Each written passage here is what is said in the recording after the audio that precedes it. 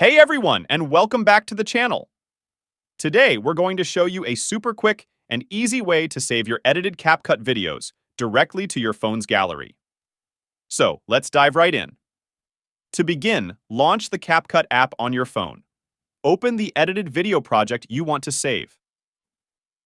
Look for the arrow icon in the top right corner of the editing screen. This is the Export button.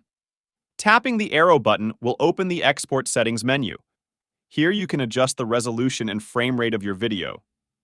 Once you're happy with the settings, or if you don't want to change anything, tap the Export button at the top of the screen. CapCut will start processing your video.